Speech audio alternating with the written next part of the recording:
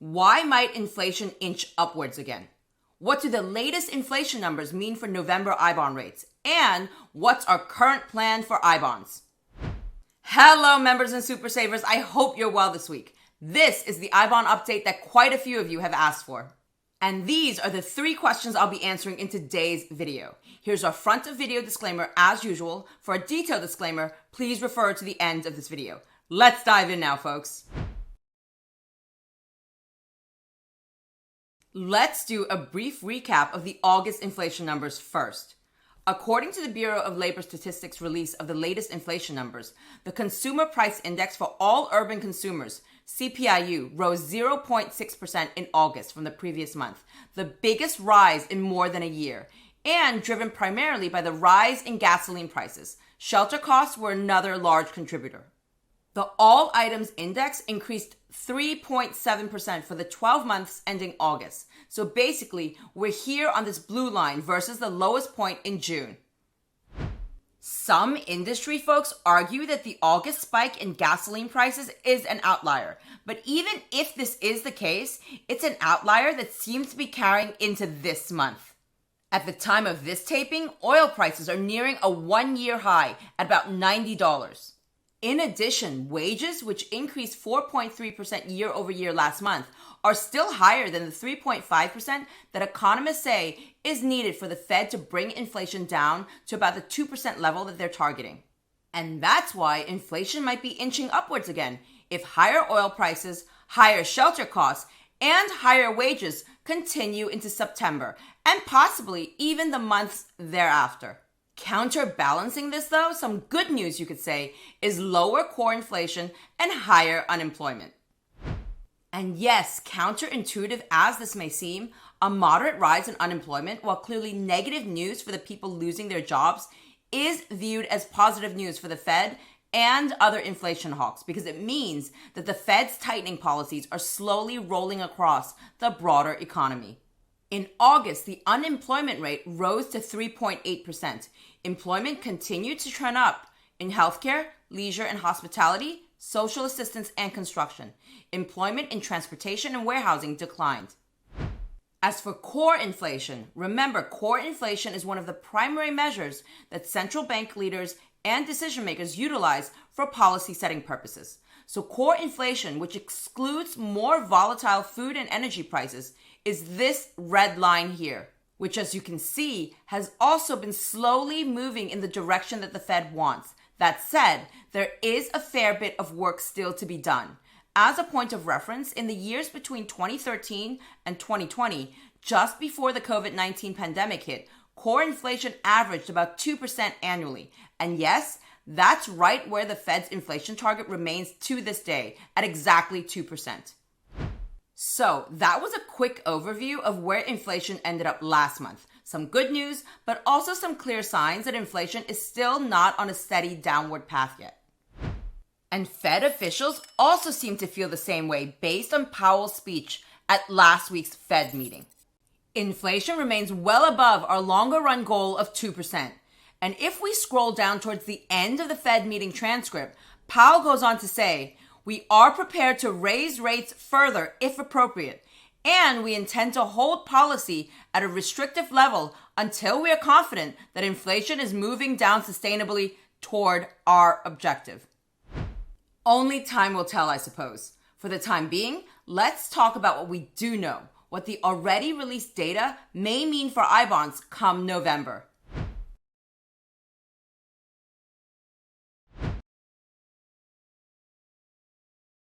Here's what we have so far on our November 2023 I-bond variable rate tracking sheet. So, the CPIU number at the end of March is the starting point for the November 2023 I-bond variable rate calculation. And currently, we already have 5 out of the 6 months of data that we need to complete the calculation. Here are the inflation numbers for April, here are the ones for May, and here are the ones for June, as well as the ones for July and the August ones that were released the middle of this month, bringing us to an actual 5-month percentage change in CPIU for all items of 1.72%. This translates into a projected annualized I-bond variable rate of 3.44% for November 2023, assuming there's zero movement in overall prices this month. Meaning that even without September's inflation numbers, the projected annualized I-bond variable rate for November 2023 at this point in time is already higher than the current annualized I-bond variable rate of 3.38%. In my mind, it's pretty unlikely that there will be zero or negative movement in overall prices this month, especially given what we covered in the previous video section. So let's assume that CPIU for September will increase at the same average monthly rate as the 5 months before it. This gets us to a projected September CPIU of 308.075 and a projected 6-month percentage change in CPIU of 2.07%. This translates into a projected annualized I-bond variable rate of about 4.14% for November 2023. Of course, anything can happen in the last weeks of September to change this projection, but based on the data that we have so far, this 4.14% is our best guess on the annualized I-bond variable rate for November.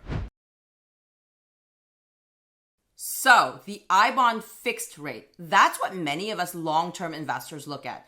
And as I've said before, no one really seems to know how the Treasury sets the fixed rate on I-bonds. The math geek in me assumes there must be a formula somewhere for something as important as this, but perhaps it's not listed on the Treasury Direct website by design to give the Treasury some flexibility in making adjustments to the fixed rate as needed. But based on what we've seen, it appears that the I-bond fixed rate does more or less track the real yield on TIPS, usually with a bit of time lag. Note that TIPS values change daily whenever the markets are open, whereas I-bond rates only change every May and November. This chart compares the I-bond fixed rate against the TIPS real yield, all the way back to 2003. The blue line represents the fixed rate on the I-bond, and the yellow line represents the real yield on the 10-year TIPS. And what we can see is that when the real yield on the 10-year TIPS goes up, the fixed rate on the I-bond also goes up sometime later. And similarly, when the real yield on the 10-year TIPS goes down, the fixed rate on the I-bond also goes down sometime later. Now, some of you prefer to use the 5-year TIPS as a point of comparison. That's fine as well, since as you can see from this chart, real yields on the 5 and 10-year TIPS also track one another directionally. And quite honestly, all of this is a bit of a best guess, since as I mentioned earlier, no one knows the Treasury's I-bond fixed rate calculation methodology. The point is, nonetheless, and as I mentioned earlier, that the I-bond fixed rate does more or less track the real yield on TIPS, usually with a bit of time lag. And the real yield on TIPS has gone up quite a bit since the May I-bond rate reset, regardless of whether you're looking at 5-year TIPS or 10-year TIPS. At the time of this taping, here's where the real yields are on 5-year TIPS and 10-year TIPS. Assuming they stay at this level, we're estimating that the I-bond fixed rate will be in the range of 1.1 to 1.3%, perhaps even higher, given the borrowing frenzy that our government currently seems to be in. Add onto the fixed rate a projected annualized I-bond variable rate of 4.14%, which assumes that September CPIU will increase at the same rate as the average monthly increase over the previous 5 months. And then add onto that the projected bump of 0.02%.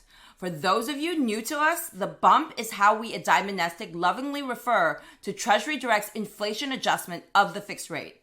If you go to Treasury Direct's website, this component here in the I-bond calculation formula is the bump. In any case, add up all three of these projected components and we get to a projected annualized I-bond combined rate of 5.26% to 5.46%. So, with that in mind, I had originally anticipated picking up another $5,000 before November to grab the current fixed rate of 0.9%. But given the upward trend in real TIPS yields over the past few months, plus the analysis I just walked you through, our new plan is to wait until the I-bond rates are announced in November before deciding whether or not to purchase more. The way I see it, if the I-bond rates end up where I think they will, we can buy more then. And if the fixed rate specifically doesn't end up somewhere in my happy place, we can just pick up some tips. But that's us, our financial journey, and everyone's financial journey is different. What about you, I-bond fans? What are you planning on doing? Drop a comment below and let everyone know. And for those of you who might be interested in what's happening in Washington at the time of this taping, check out this latest video on the possible government shutdown and your treasuries. All right, members and super savers, as always, I hope you enjoyed this video and learned something new. And if you did, I'd love to invite you to continue to support our channel through membership so that we can keep producing one-of-a-kind, sponsorship-free videos for our super saving community. Join our growing number of super saver members. Get your questions answered in our next live member Q&A on October 27th at 5:30 p.m. Eastern Time. And check out our latest member videos. To learn more about Diamond NestEgg membership, visit our channel page or the join link in the video description below. See you again very soon with more brand new wealth building content for your financial journey.